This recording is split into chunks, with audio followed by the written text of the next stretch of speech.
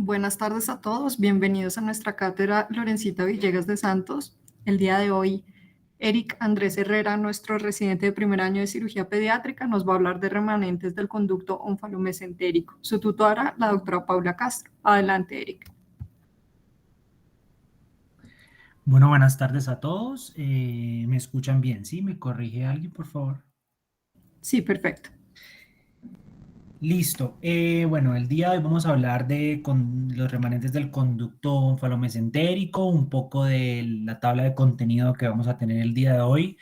Vamos a iniciar hablando de la historia, posteriormente, brevemente de la embriología para entender su fisiopatología, clínica y clasificación junto con los principios de tratamiento de los remanentes más frecuentes. Posteriormente, mencionaré las complicaciones más frecuentes presentadas en esta patología y para finalizar se realizó una revisión de la literatura de este tema y voy a presentar dos artículos de actualización. Y para finalizar, unas conclusiones para llevar a casa.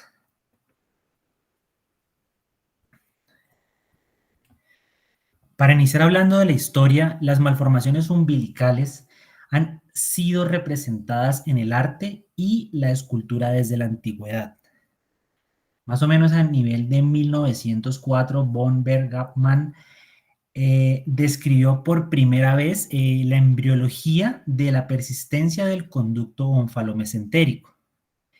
Desde estos años se están describiendo o inició la aparición de nuevos términos, como lo es el ano umbilical congénito, esto relacionado principalmente por la sintomatología que presentaban estos pacientes con un drenaje fecal por el conducto umbilical. También se describió el término enteroteratoma, refiriéndose a lo que hoy en día conocemos como pólipo umbilical.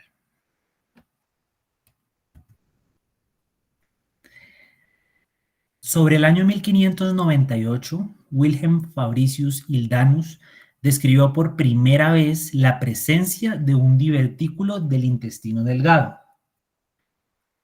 A nivel del año 1809 aparece Johann Meckel, donde realiza la descripción anatómica y embriológica completa del divertículo de Meckel por primera vez. Sobre el año 1916, Thomas Stephan Cullen describe en su libro Embryology, Anatomy and Disease of the Umbilicus una frase pues que llama la atención, la cual describe: el estudio del ombligo, que al principio parecía algo tan poco importante, se volvió tan fascinante que logré abordar la mayor parte de la literatura sobre el tema.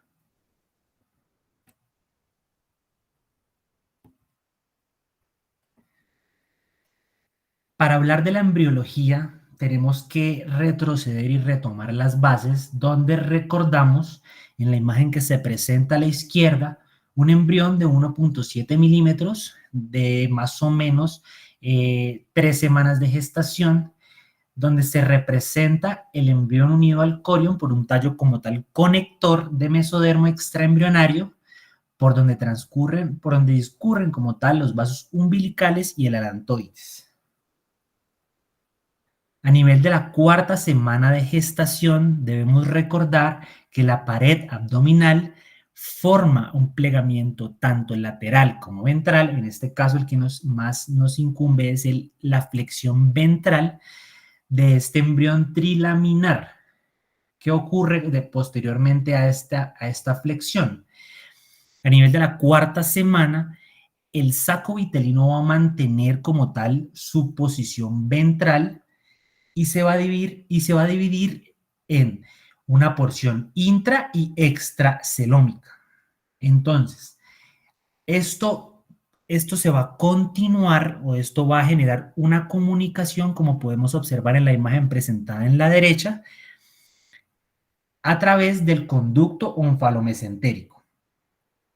¿Qué tenemos que tener en cuenta? Que a nivel de la quinta a la séptima semana de gestación va a ocurrir una regresión de este conducto onfalomesentérico. Si esta regresión no ocurre, se mantiene esta comunicación y nos dan los remanentes del conducto onfalomesentérico. Posteriormente, a nivel de la quinta semana de gestación, tenemos un embrión de aproximadamente 5 milímetros, como se presenta en la imagen de la izquierda, y a nivel de la sexta a la 10ª semana de gestación, el intestino medio, que como previamente lo mostramos y describimos que representaba extracelómico, este va a regresar a la cavidad peritoneal, como podemos observar en la imagen. Entonces, en resumen, presento esta imagen para simplificar un poco y entender más qué es lo que ocurre. Entonces, tenemos el intestino medio en la primera imagen conectado por el conducto onfalomesentérico hacia el saco vitelino. Posteriormente vemos como este conducto es obliterado y termina en una obliteración completa, generando esta liberación del intestino medio y la tercera imagen nos representa muy bien esto porque nos muestra cómo posteriormente a su liberación queda libre esta parte de intestino medio. Entonces, para hablar de la clasificación y los principios de tratamiento, vamos a recordar que el día de hoy vamos a tratar lo que son las anormalidades congénitas las anormalidades congénitas umbilicales, principalmente, que son los remanentes del conducto onfalomesentérico. Entonces vamos a iniciar hablando de esta clasificación que nos plantea Coran, donde nos divide los remanentes onfalomesentéricos en 6 tipos, los cuales iniciamos describiendo con la imagen de la izquierda un quiste umbilical que contiene tejido intestinal. Posteriormente tenemos la imagen B, donde podemos observar un seno umbilical con banda. La C nos representa un pólipo umbilical, como lo podemos ver hacia la parte superior, que va a estar cubierto con mucosa intestinal. La clasificación tipo D es una banda fibrosa que contiene un quiste en su trayecto. El tipo E es un divertículo de Meckel y el tipo F es un conducto onfalomesentérico permeable.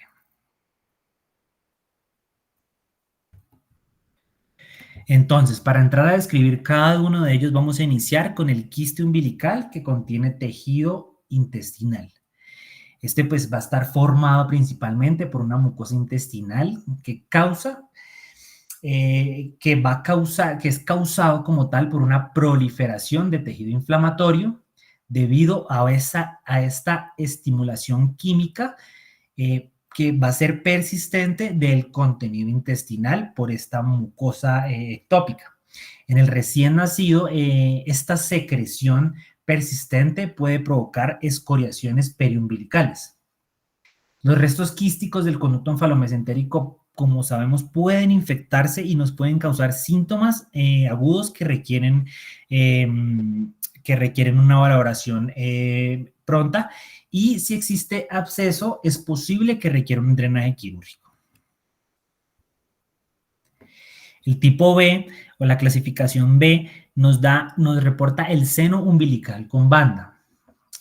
En este encontramos que es una obliteración incompleta del conducto onfalomesentérico, como lo hemos venido mencionando, donde lo que vamos a encontrar principalmente es una presencia de un cordón conectivo fibroso que va a estar adherido a un seno que posteriormente hacia superior va a estar adherido al ombligo, como un remanente de este conducto.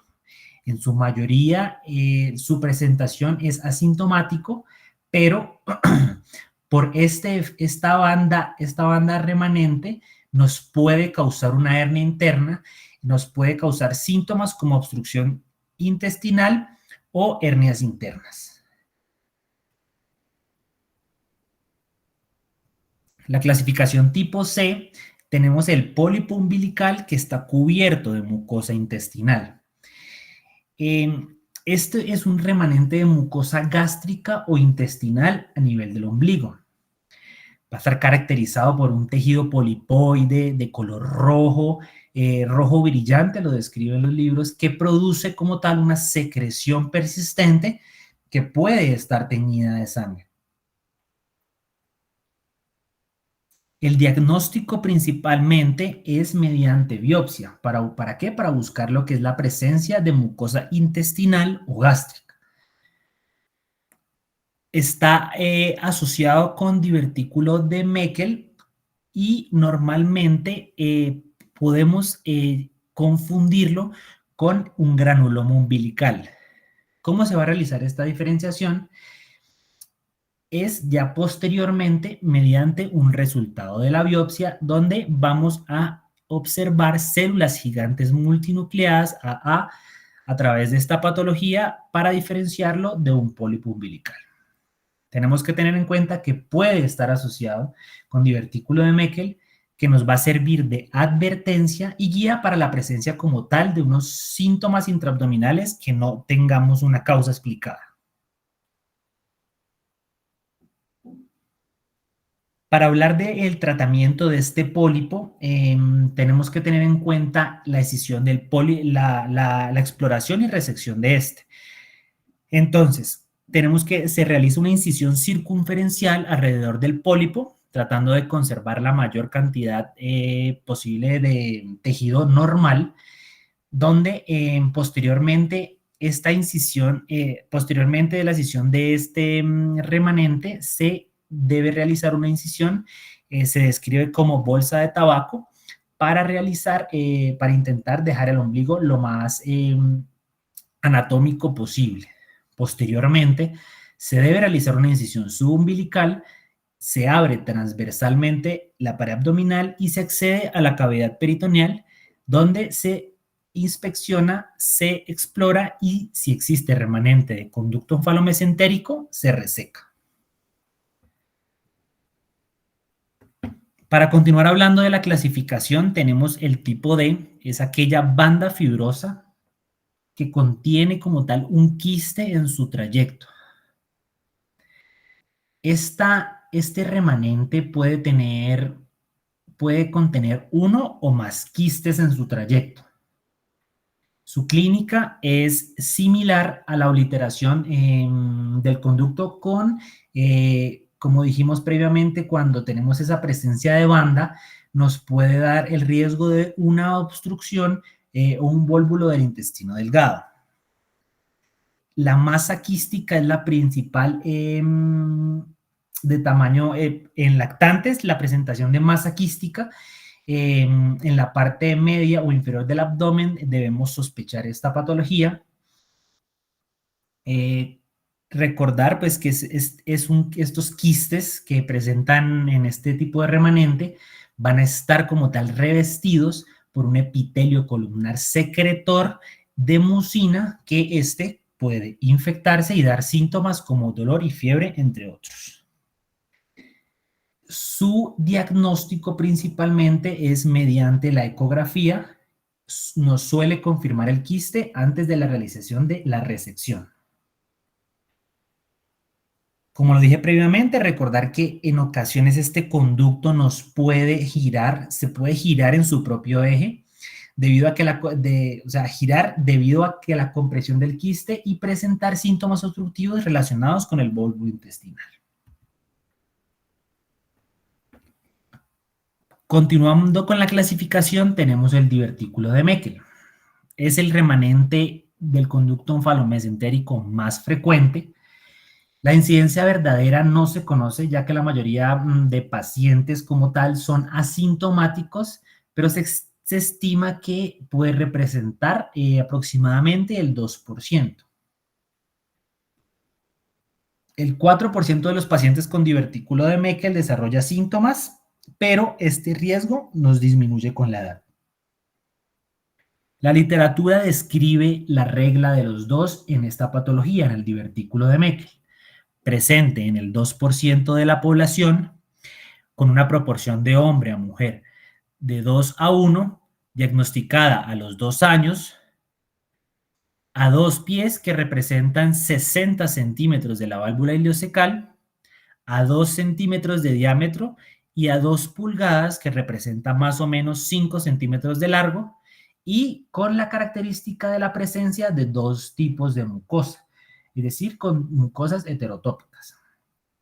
Tener en cuenta que la mucosa gástrica es el tipo más común de mucosa heterotópica. Posteriormente encontramos descrita la pancreática y más raramente podemos encontrar tejido duodenal, colónico y endometrial.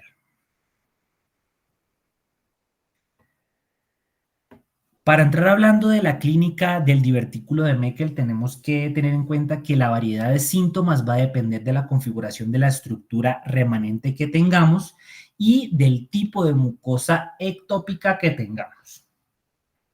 Las presentaciones más comunes son el sangrado intestinal, representado en un 30 a un 56%, la obstrucción intestinal, representando de un 14 a un 42%, y la inflamación diverticular, representando del 6 al 14%.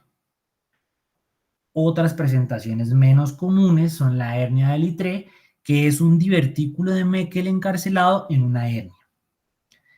Esta puede ubicarse inguinal, femoral, umbilical o generar una hernia de Spiegel. Entonces, para entrar hablando de las tres principales presentaciones más comunes de esta patología, vamos a iniciar hablando con el sangrado intestinal. El sangrado intestinal se da por la presencia de una mucosa heterotópica, dado por la presencia del ácido gástrico, que va a producir como tal una ulceración de la mucosa, típicamente como tal en la unión de esta mucosa ectópica con la mucosa que tenemos ileal normal. La úlcera como tal que se describe también puede localizarse en la mucosa ectópica o en el lado mesentérico del ileón normal.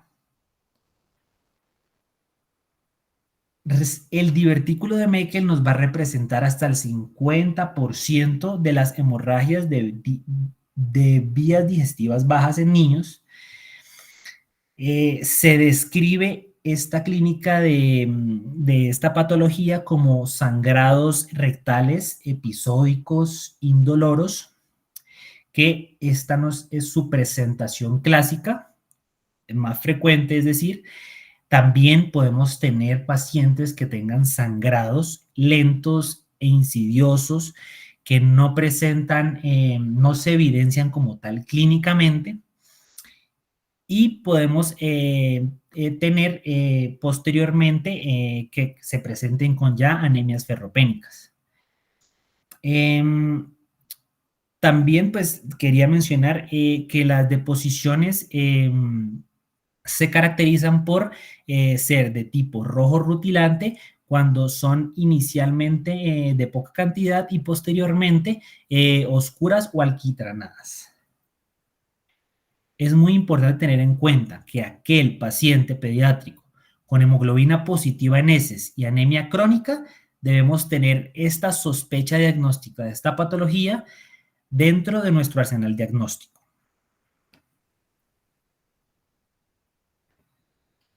Para hablar de la obstrucción intestinal como otra de las presentaciones más frecuentes, tenemos que recordar que se puede presentar mediante intususcepción, vólvulo o hernia interna presentada, como lo expliqué previamente, por la presencia de estas bandas. El vólvulo, el intestino se va a torcer alrededor de su propio eje o de su remanente vitelino, con ese cordón fibroso entre el divertículo y el ombligo. Para la hernia interna va a ser secundario como tal a la arteria mesodiverticular, que ya la voy a mostrar en una siguiente diapositiva, que va a discurrir desde la base del mesenterio hasta el divertículo, bajo la cual el intestino delgado queda atrapado y puede encarcelarse. La clínica de esta presentación es una clínica de obstrucción intestinal, un dolor abdominal tipo cólico, un vómito bilioso, una presencia de una ausencia de deposiciones en el paciente y una distensión abdominal. Recordar la presentación de la intussuscepción, la presencia de heces en gelatina de grosella. Esto principalmente sospecharlo en pacientes que se nos salgan como de ese grupo etario normal, es decir, en pacientes mayores de 2 años. Si este cuadro de obstrucción intestinal progresa, si el vólvulo progresa, por ejemplo, y genera isquemia, posteriormente puede generar perforación y signos de peritonitis. Quise mostrar estas imágenes donde podemos observar la presencia de una hernia interna debido a una banda que contiene la arteria mesodiverticular. Posteriormente, vía laparoscópica, se ha reducido esta hernia interna y se evidencia una banda que contiene la arteria mesodiverticular. Y posteriormente, en su inspección se encuentra un gran divertículo de Meckel asociado a esta.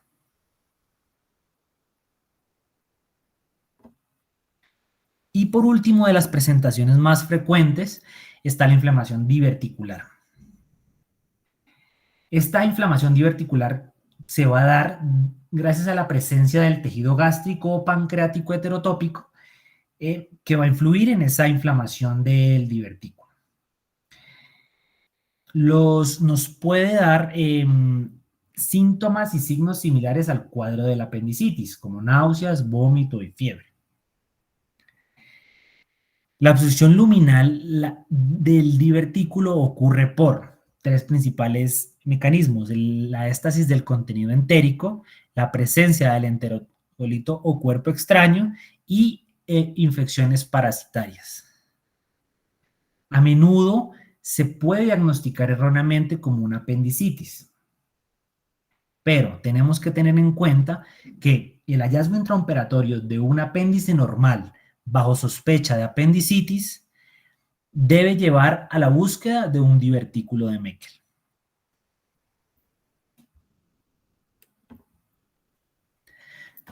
Para el diagnóstico del divertículo de Meckel,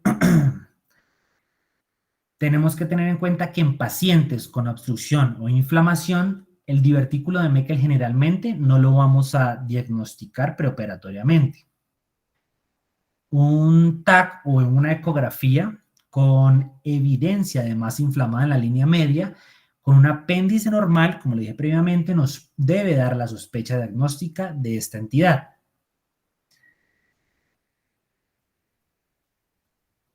Los estudios preoperatorios a menudo van a determinar la etiología en presencia de una hemorragia gastrointestinal baja, y debemos tener en cuenta y descartar los diagnósticos diferenciales, como lo es la fístula anal, los pólipos intestinales, la enfermedad inflamatoria intestinal, las duplicaciones intestinales, los hemangiomas y las malformaciones arteriovenosas.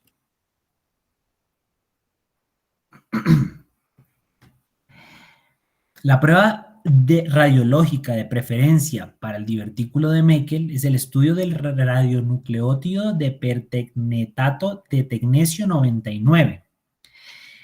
Esta prueba radiológica nos presenta una especificidad mayor al 95% y una sensibilidad menor del 60%.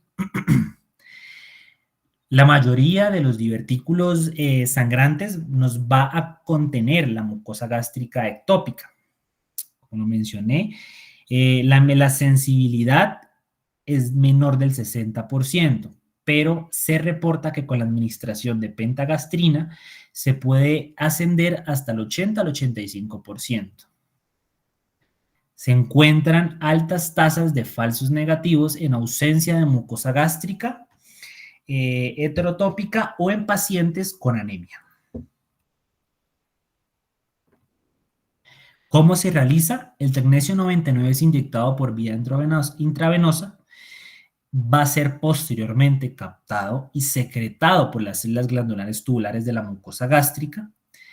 donde la gammagrafía va a visualizar la acumulación focal del tecnecio en el divertículo. Se habla de que no se requiere sangrado activo para un resultado positivo con la gammagrafía.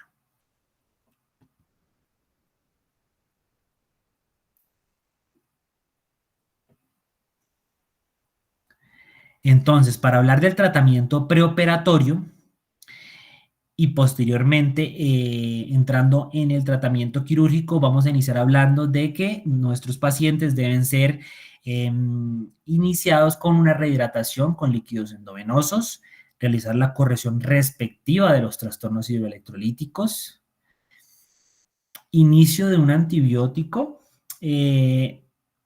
instauración de sonda nasogástrica en caso de sospecha de obstrucción intestinal y transfusión en esos pacientes con sangrados abundantes que se presenten con anemia. Para el tratamiento quirúrgico vamos a hablar de las dos principales opciones que tenemos, que son la diverticulectomía del Meckel en pacientes con obstrucción intestinal o inflamación, o la resección ileal segmentaria, describen el libro que está indicada en intususcepción o en hemorragias, donde la posibilidad que exista una úlcera en la base del divertículo o al lado del mesenterio del ilion sea importante. Entonces, iniciando hablando con lo que es la diverticulectomía de Meckel, tenemos la técnica abierta. Se realiza preferiblemente por una incisión mediana o también por uno de McBurney. Se realiza la exposición del intestino delgado y revisión sistemática hasta encontrar el divertículo a resecar. Como observamos en la imagen, se debe realizar una compresión del ilion digitalmente para reducir el sangrado y, como tal, el contenido intestinal que se encuentre adyacente. Se realiza sutura con suturas 3 ceros en el ilion a cada lado del divertículo. Se debe realizar una incisión elíptica longitudinal u oblicua, como podemos observar en la imagen presentada a la derecha, en el ilion cerca a la base del divertículo. Puede ser mediante el uso de tijeras o electrobisturí. Se describe que se debe extirpar todo el divertículo, ya que dejar mucosa heterotópica nos puede causar ulceración y sangrado. Las suturas se mantienen, las suturas que pusimos previamente de anclaje y de soporte se deben mantener separadas para transformar la incisión elíptica en una apertura longitudinal, o sea, transformar una longitudinal a una transversal. Esto nos va a permitir el cierre de la herida sin estrechar la luz del ilion. La enterorrafia se va a realizar con sutura absorbible 4 cerros, continua y ininterrumpida. En algunos cirujanos pueden realizarse una segunda sutura continua en el plano seromuscular, esto por preferencia y para más seguridad.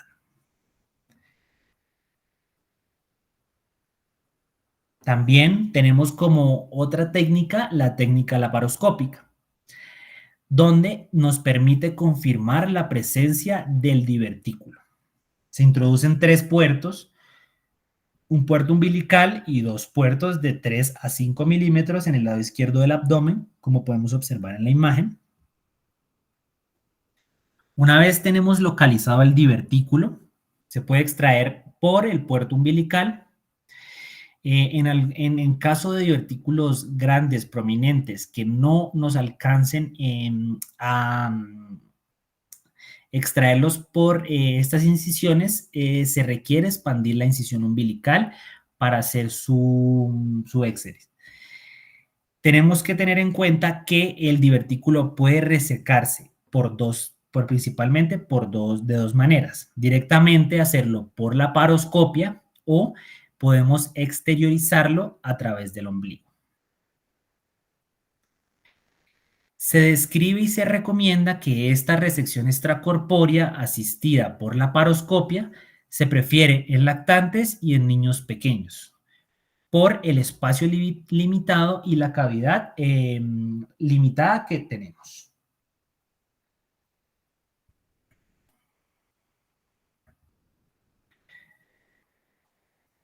Se describe también que cuando la base del divertículo es estrecho, debemos realizar una disección del ilion por la paroscopia, liberación del divertículo y realización de 2 endonudos alrededor de la base del divertículo y una sección entre ellos. Posteriormente, se extrae el divertículo a través del puerto umbilical.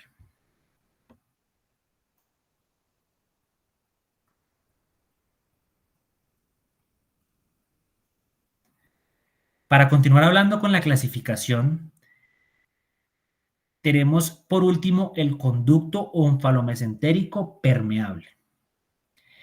Como presenta en la imagen de la derecha, es un conducto permeable entre el intestino y el exterior.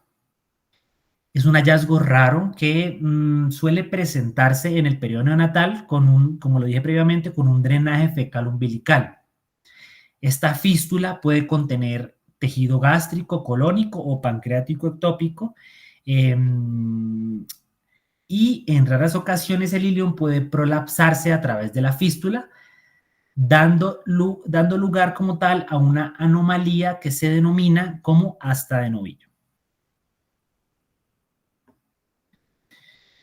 El diagnóstico se va a confirmar clínicamente por la sintomatología que mencioné, y también se describe en la literatura que se puede realizar pasando un catéter a través de la fístula hasta el intestino delgado y aspirando este contenido para confirmar esta comunicación.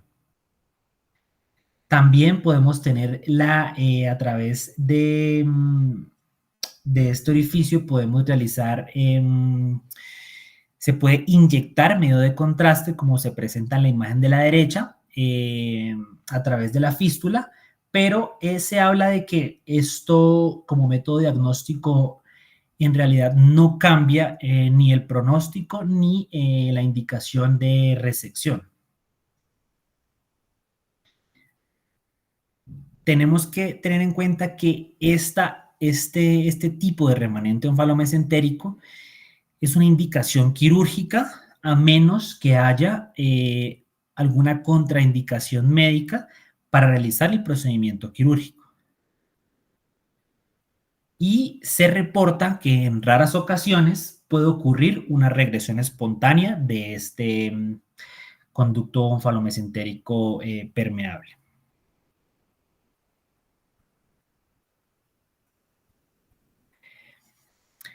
Para hablar de la decisión de este tipo de conducto onfalomesentérico, se debe intentar preservar la piel umbilical que rodea la fístula. Se debe elevar la piel incluyendo el ombligo y se exterioriza la fístula por la incisión subumbilical que realizamos al ingresar a cavidad. Se realiza una incisión transversal en la fascia de la perabdominal a cada lado de la fístula y los vasos umbilicales y el uraco se ligan individualmente y se seccionan. Posteriormente, se sigue la fístula hasta su origen en el ilion distal, se liga el suministro sanguíneo de la fístula y se secciona cerca a su origen en el mesenterio de esta porción del ilion. Se extirpa la fístula con un pequeño margen de ilion, para lo que mencionamos previamente, la importancia de tener buenos márgenes para no dejar en ese segmento de ilion restos de mucosa heterotópica, y posteriormente se realiza una enterorrafia con puntos simples absorbibles 4-0. Posteriormente se repara la línea alba y se cierra la incisión por la que ingresamos. La incisión circular en el centro del ombligo se puede dejar cerrar por segunda intención si es pequeña o cerrar con sutura en bolsa de tabaco, esto siempre a preferencia de cada cirujano.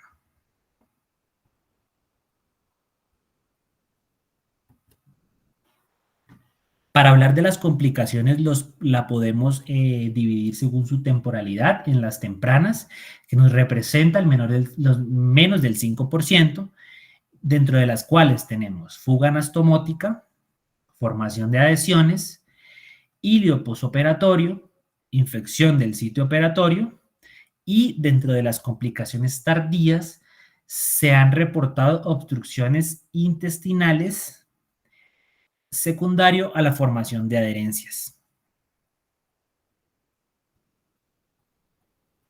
Entonces, para iniciar, posterior a esto, se realizó una revisión de la literatura donde se plantearon estas principales 4 preguntas a resolver y se documentó unas conclusiones. Entonces, para iniciar hablando de qué hacer en diagnóstico incidental de un divertículo de Meckel. Si se debe resecar o no. Entonces, se encontró este artículo donde el objetivo principal era evaluar la indicación del tratamiento quirúrgico en el divertículo de Meckel. Se dividió en 2 grupos, donde dio un total de 65 pacientes que 39 de ellos representaban el diagnóstico incidental de un divertículo de Meckel, representando más o menos un 60%, y el otro grupo estuvo caracterizado por 26 pacientes que representaban el 40%, donde este grupo era formado por los pacientes que tenían un divertículo de Meckel complicado. Este estudio fue realizado entre el 2005 y el 2019. Como dije previamente, los 2 grupos fueron los que se hicieron, tuvieron el diagnóstico incidental del divertículo de Meckel y el otro grupo fueron pacientes que recibieron cirugía de primera línea por un divertículo de Meckel complicado, como decimos, como lo mencioné previamente. ¿Qué se observó? Se compararon datos demográficos intra y posoperatorios. Entonces, ¿qué encontró este artículo? Entonces, los resultados principales que se quieren mencionar son el género masculino más frecuente en el divertículo de Meckel complicado, una edad media mayor significativamente en el divertículo de Meckel incidental diagnosticado. Se reportó que se realizó la laparoscopia en un 36% del divertículo de Meckel incidental y en un 50% en el divertículo de Meckel complicado. Y reportaban que se realizó resección tangencial en 92% de los divertículos de Meckel diagnosticados incidentalmente y 73% en el divertículo de Meckel complicado. Se reportó como resultados que no se encontraron complicaciones relacionadas con la resección diverticular en el divertículo de Meckel incidental, mientras que se observaron 8% en las que se realizó en los pacientes con divertículo de Meckel complicado. El divertículo de Meckel complicado mostró diferencias histológicas significativas y la mucosa gástrica fue la más frecuente reportada. Y ellos reportan en su estudio que se encontró en uno de sus pacientes un tumor maligno en el divertículo de Meckel diagnosticado incidentalmente. ¿Qué conclusiones nos deja este artículo? La diverticulectomía con grapas ha demostrado ser un procedimiento quirúrgico de bajo riesgo y por estas razones ellos demuestran y apoyan la diverticulectomía como un método seguro y eficaz para el tratamiento del divertículo de Meckel que fue descubierto incidentalmente. Otro de los artículos que se revisó tenía como objetivo principal determinar si es necesario la resección del divertículo de Meckel incidentalmente diagnosticado. Se quiso evaluar principalmente la prevalencia, la morbilidad y mortalidad de esta patología. Fue una revisión sistemática de la literatura donde se revisaron 244 artículos para un total aproximado de 2.975 pacientes, donde no se tuvieron en cuenta ni prospectivos ni los aleatorizados. Entonces, de estos pacientes, de estos artículos, perdón, 33 de ellos, 33 de ellos reportaron complicaciones tempranas posoperatorias con divertículos de Meckel diagnosticados incidentalmente resecados y 16 de ellos con divertículos de Meckel incidentalmente diagnosticados no resecados.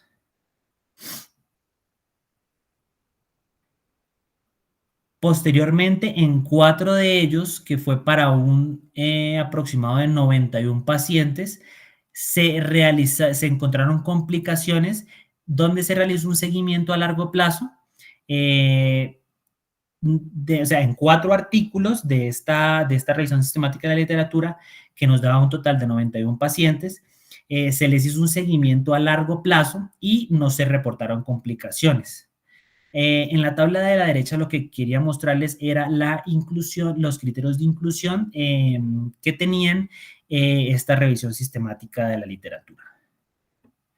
¿Qué nos mostró este artículo?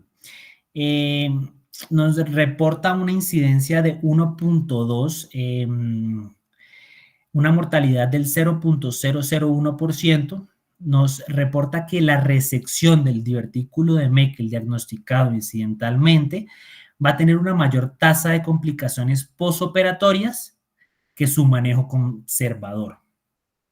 Los seguimientos a largo plazo no mostraron complicaciones, como lo mencioné previamente, hasta en 4 estudios que fue reportado, y hablaban de que se necesitan 758 resecciones de un divertículo de Meckel para evitar una muerte. Como conclusiones, los autores proponen que se demuestra que dejando in situ un divertículo de Meckel diagnosticado incidentalmente reduce el riesgo de complicaciones posoperatorias sin incrementar las complicaciones tardías. No se encontró literatura convincente que soporta la resección profiláctica, incluso en niños. Otra de las preguntas que nos planteamos al hacer la revisión es si se debe sospechar lesión intraabdominal y realizar inspección en pólipo umbilical. Entonces, encontramos este artículo donde el objetivo principal era evaluar la necesidad de exploración abdominal en niños con pólipo umbilical. Se tuvo una muestra de 53 pacientes con lesiones umbilicales entre 1995 y 2005, de las cuales 13 fueron diagnosticadas como pólipo umbilical. ¿Cómo realizaron este diagnóstico? Fue principalmente mediante la mucosa del intestino delgado reportada histológicamente. Esto en 11 de estas 13 diagnosticadas como pólipo umbilical, una con mucosa pancreática y una con mucosa gástrica.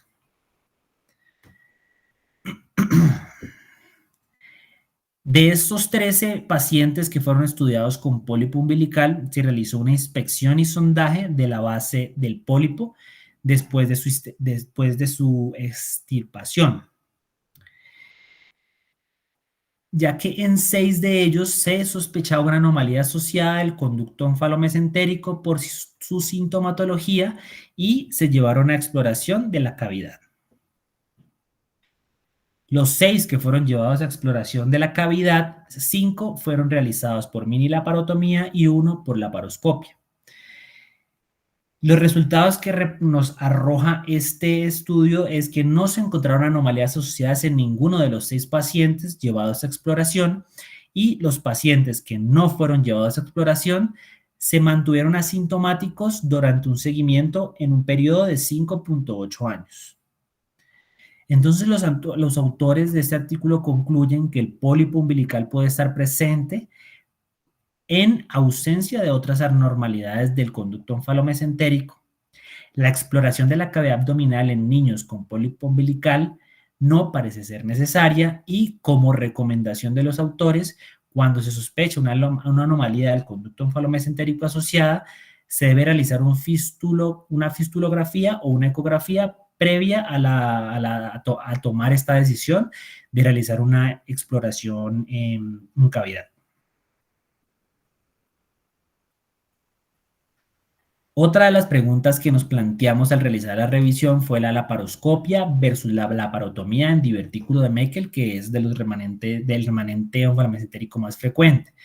¿Qué ventajas tiene la una sobre la otra? Entonces encontramos estos artículos donde este fue realizado en el Departamento de Cirugía Pediátrica, en el Centro Médico Infantil de Connecticut y la Facultad de Medicina de la Universidad de Connecticut, el 11 de febrero del 2011.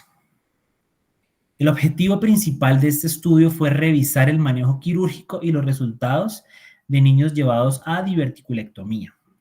Fue un estudio realizado entre el 2007 y el 2008, donde se revisó el sistema donde se revisó la base de datos del Sistema de Información de Salud Pediátrica. Lo dividieron en 2 grupos, los primarios o divertículos de Meckel sintomáticos y los secundarios o divertículos de Meckel incidentales. Se estudió en los divertículos de Meckel sintomáticos los resultados que se tenían en laparotomía versus laparoscopia. Y se reportó que pues, los análisis estadísticos se realizaron utilizando la SPSS mediante... este fue el método estadístico que se utilizó para el análisis. Entonces, ¿qué se encontraron como los resultados de este artículo? 815 pacientes fueron llevados a diverticulectomía, donde reportaron que una incidencia de un 2.3 en hombres comparado con 1 en mujeres, 486 pacientes que reportaban el 60% en los divertículos de Meckel sintomáticos se presentaron 30% con obstrucción, 27% con sangrado y 19% con invaginación. La mayoría fueron abordados por laparotomía, entre un 75 y un 76%, y la laparoscopia, principalmente lo que nos mostró fue que nos daba una estancia hospitalaria más corta. Cuando se hacía un abordaje abierto, nos reportaba una estancia de 5.7 días y en el laparoscópico una estancia de 4.3 días. También, como otro de los resultados añadidos, se mostró que el abierto tiene costos hospitalarios más altos. Entonces, los autores concluyen que el abordaje laparoscópico parece acortar la duración de la estancia hospitalaria y es importante en una disminución de costos hospitalarios.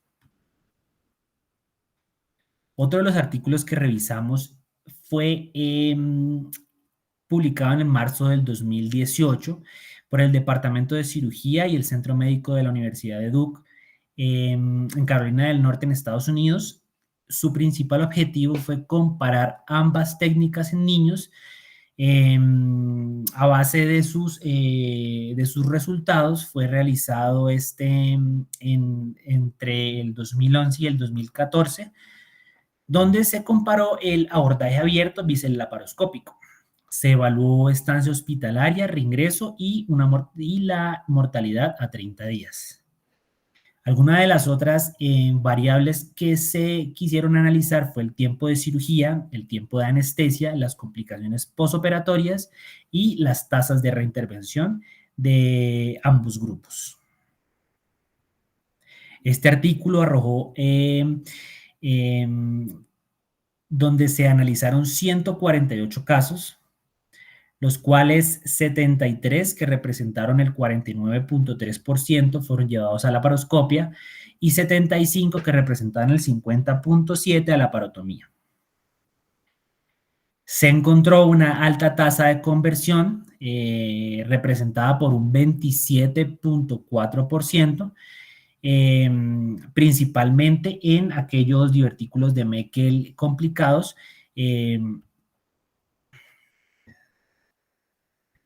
donde posteriormente se analizó el tiempo operatorio, el tiempo de anestesia, la estancia hospitalaria, la mortalidad a 30 días, las complicaciones posoperatorias, la tasa de reintervención. Se observó y se reporta en este estudio que fueron similares entre ambos abordajes, con una P mayor de 0.05. Los autores que concluyen que casi la mitad de todas las resecciones de divertículo de Meckel en niños se abordan laparoscópicamente, se encuentran resultados equivalentes a los de la que se hacía previamente, la laparotomía abierta, como abordaje tradicional, y se debe evitar la conversión de rutina a cirugía abierta para la palpación del divertículo de Meckel o resección segmentaria del intestino delgado en ausencia de hallazgos intraoperatorios convincentes o complicaciones operatorias. Esto con un nivel de evidencia 3. Y por último, la pregunta que quisimos plantear fue, los dos abordajes que se utilizan más frecuentemente, que son la diverticulectomía simple o la resección segmentaria, ¿cuál preferir? Entonces encontramos igualmente estos artículos. Este artículo fue realizado fue publicado el 19 de febrero del 2018, donde el objetivo principal fue determinar si la diverticulectomía simple era como tal un tratamiento satisfactorio para el divertículo de Meckel sangrante. Este fue un estudio retrospectivo, multicéntrico, donde los pacientes con divertículo de Meckel y hemorragia gastrointestinal fueron llevados a diverticulectomía simple o resección del intestino delgado. Se reportan criterios de exclusión, pacientes que tenían condiciones quirúrgicas comórbidas y cuando fueran otras las causas de la hemorragia gastrointestinal. Los resultados a evaluar de este estudio fueron el sangrado posoperatorio durante la hospitalización inicial, el sangrado después del alta, la necesidad de transfusión o reintervención, y el reingreso y las complicaciones generales. Este artículo nos da como resultados que en 59 pacientes, 42 fueron llevados a diverticulectomía y 17 a resección intestinal. En los pacientes que fueron llevados a resección intestinal, un paciente se presentó con sangrado posoperatorio temprano y se presentó un reingreso. Y los pacientes que fueron llevados a diverticulectomía, no hubo casos de sangrado u otras complicaciones. Como conclusión de este artículo, los autores nos presentan que la diverticulectomía simple es adecuada y segura para el tratamiento de la hemorragia por divertículo de Meckel. y nos presenta que se encontraron una tasa general de complicaciones más baja. Y por último, otro de los artículos que quisimos presentar es este que se realizó entre el 2002 y el 2016 en un hospital infantil de tercer nivel, donde el objetivo principal fue probar la hipótesis de que, como tal, la concentración de ácido era mayor adyacente a la mucosa gástrica y disminuía al alejarse o al aumentar la distancia a este tejido. Esto predisponiendo a la mucosa de tipo intestinal adyacente al divertículo a ser el sitio de alteración inducida por el ácido producido por este tipo de mucosa. Los métodos de este estudio fueron una revisión retrospectiva de pacientes sometidos a la resección quirúrgica del divertículo de Meckel. Y lo que ellos querían probar o su hipótesis era que la diverticulectomía sola es suficiente para eliminar la fuente de ácido ectópico, la úlcera y los síntomas de sangrado. Este artículo nos arroja los siguientes resultados.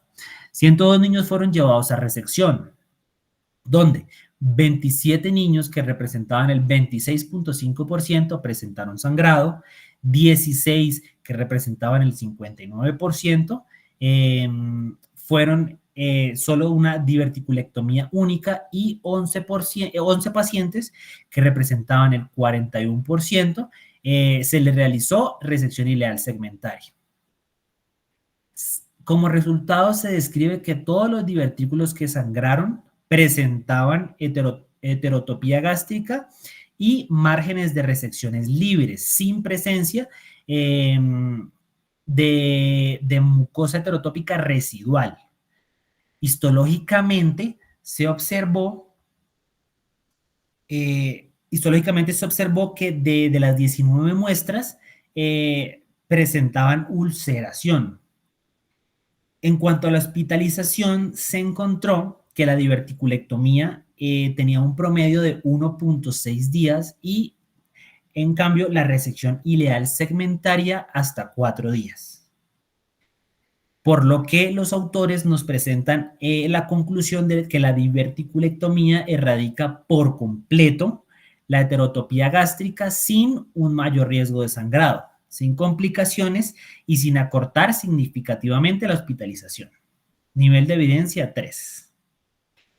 Ya para finalizar, 2 artículos de actualización, uno presentado en el 2020 y otro en el 2023, que quise traer a la charla para mostrar qué hay de nuevo o qué la literatura nos ha presentado últimamente, donde encontramos este artículo desarrollado en el 2020 por el Departamento de Cirugía Pediátrica del Hospital de Wellington en Nueva Zelanda. Fue una revisión sistemática de la literatura. Se aplicó el diagrama de flujo según las directrices Prisma para la presentación de las revisiones sistemáticas. El objetivo principal de este estudio fue comparar la diverticulectomía laparoscópica versus la resección asistida por laparoscopia, que previamente las describí. Los criterios de inclusión fueron aquellos artículos que reportaban sobre el tratamiento quirúrgico por laparoscopia del divertículo de Meckel sintomático en niños. Se obtuvieron 459 estudios previos a las directrices aplicadas, donde posterior a la aplicación de este flujograma, solo 11 estudios fueron finalmente elegidos, donde nos daban un total de 248 pacientes. Fue un estudio retrospectivo institucional de pacientes sintomáticos. Este estudio nos presenta los siguientes resultados. 248 pacientes fue el total de pacientes que se lograron obtener después de la aplicación de flujograma Prisma. donde nos reporta este estudio que no se observaron diferencias estadísticamente significativas en las complicaciones entre la diverticulectomía laparoscópica, que fue aplicada a 133 pacientes, y la resección segmentaria asistida por laparoscopia, que fue aplicada a 115 pacientes.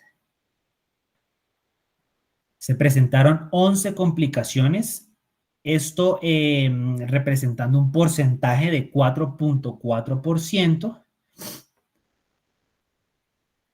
donde 4 pacientes que representan el 3% versus 7 pacientes que representan el 6% respectivamente de cada una de las técnicas, con un p-valor de 0.39. De estas 11 complicaciones, lo que se quería mostrar en el cuadro que se presenta abajo fueron las principales complicaciones que se tuvieron, que fueron el sangrado intestinal, un paciente que reingresó con sangrado intestinal, dolor abdominal, que requirió reintervención, donde la patología de este paciente nos reportó una mucosa heterotópica residual. Otro paciente reingresó con un absceso intraabdominal posoperatorio y una obstrucción por adherencias del intestino delgado posterior a 3 meses de la intervención inicial. 4 pacientes fueron intervenidos por clínica de obstrucción intestinal por adherencias del intestino delgado y 3 fueron tratados por complicaciones del sitio operatorio.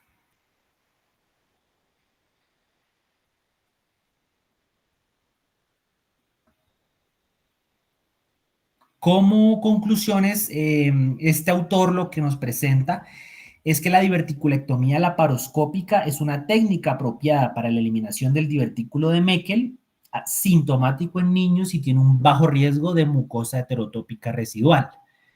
Ellos generan unas recomendaciones y dicen que la decisión segmentaria extracorpórea asistida laparoscópica es probablemente una alternativa más segura en divertículos de Meckel cortos y anchos con una relación altura y base menor de 2, divertículos con engrosamiento evidente o isquemia en la base, divertículos complicados por vólvulo o obstrucción grave del intestino delgado, o sospecha intraoperatoria de resección incompleta de la mucosa heterotópica tras la inspección de la muestra resecada.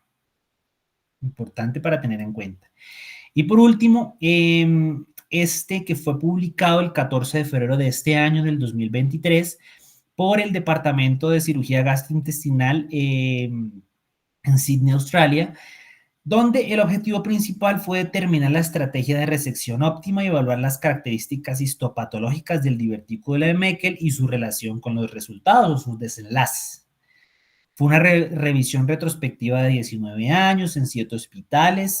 Lo que se quiso fue evaluar fueron datos gráficos, clínicos y patológicos. Se realizó una regresión univariada para identificar factor de riesgo y se concluyó un p-valor menor de 0.05 que se consideró estadísticamente significativo. Entonces, este artículo nos genera los siguientes resultados. Previo a esto, les quiero mencionar las variables que evaluó este estudio. Fueron el sexo, la edad, la presencia de síntomas, el tipo de resección utilizada, el abordaje quirúrgico utilizado, si fue abierto por laparoscopia, la histología, la presencia de tejido ectópico, la localización de la toma de la patología, si hubo perforación o no, y las complicaciones en abierta versus laparoscópica. 160 pacientes fueron llevados a diverticulectomía, 70 que representaban el 44%, 160 pacientes fueron llevados a resección de divertículo de Meckel, 70 que representa el 44% a diverticulectomía y 90 que representa el 56% a resección intestinal. De estos encontramos que 24 de ellos, que representa el 15.3%, estaban perforados y se reportaba en 5 mucosa gástrica, en 2 mixta y en uno de sus pacientes tejido carcinoide. Como tal, no hubo casos de mucosa ectópica en el margen de resección que requirieron reintervención o causaran perforación de la base, es decir, no hubo mucosa ectópica residual. Y los divertículos de Meckel con mayor relación longitud-anchura representaron un factor de riesgo para perforación con un OR de 1.43 y un p-valor de 0.042, pero no para malignidad con un p-valor de 0.81. Entonces, los autores nos dan como conclusión que la diverticulectomía es seguro mediante un abordaje laparoscópico o abierto en comparación con la resección intestinal, y que para ellos y su población nos representaba menos complicaciones y una resección completa y satisfactoria del tejido ectópico presente en esta estructura. Ya para finalizar como conclusiones y para llevar a casa, tenemos que tener en cuenta que el paciente bajo sospecha de apendicitis con imagen que evidencia apéndice normal o hallazgo laparoscópico normal, se debe buscar un divertículo de Meckel no diagnosticado. La decisión de si resecar o no en hallazgo incidental continúa siendo controversial, a pesar de la amplia variedad de estudios que se encuentran. Se recomienda bajo criterio médico una toma de decisión basada en resultados propuestos por la literatura e individualización de cada paciente. La diverticulectomía versus la resección ileal segmentaria. En este aspecto no existe un consenso aún, pero siempre se debe tener en cuenta que el objetivo va a ser realizar la resección total de la mucosa ectópica presente. Y tener en cuenta que, como lo presentaron varios artículos, la diverticulectomía permite la resección total de la mucosa ectópica con menores días de hospitalización y sin riesgos de sangrados importantes. Muchas gracias.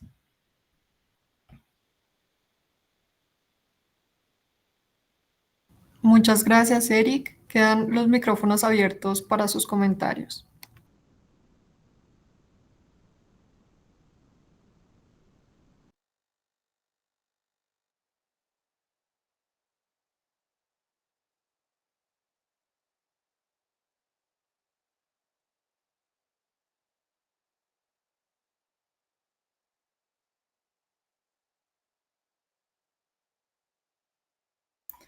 La doctora Castro está intentando entrar, que fue la tutora de la charla, y quería dar unas palabras, pero creo que no está dejándola ingresar.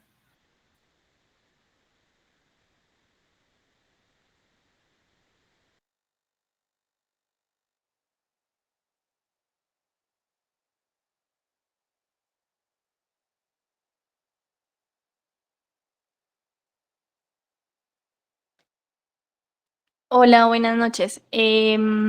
Bueno, yo quería dar como un comentario acerca de la charla en general.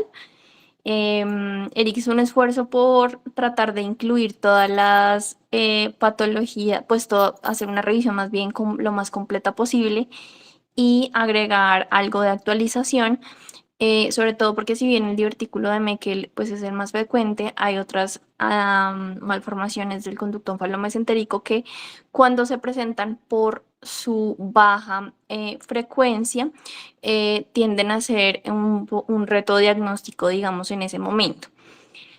Entonces, simplemente quería decirle a Eric que me pareció muy completa la presentación, algunas cosas por mejorar, pero me parece que lograste hacer una revisión y una actualización completa, sobre todo porque pues en estos temas hay algunas cosas que aún son controversiales en el manejo clínico, digamos que diario, pero pues sí hay, si bien no hay una evidencia fuerte, sí hay ya estudios que demuestran que apoyan ciertas conductas y que nos pueden orientar, como tú dijiste, a tomar una u otra decisión cuando, por ejemplo, hay un hallazgo incidental o en caso de decidir en los abordajes quirúrgicos.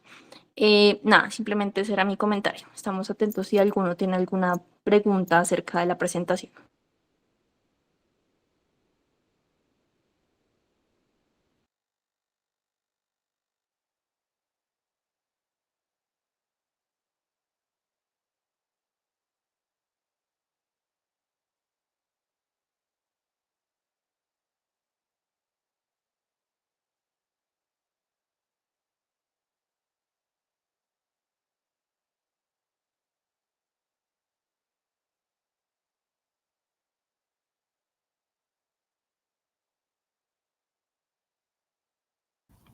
Muchas gracias a todos por su asistencia esta noche. Los esperamos en la próxima cátedra. Aquí damos por terminada la revisión el día de hoy. Gracias a todos, feliz noche. Gracias a todos.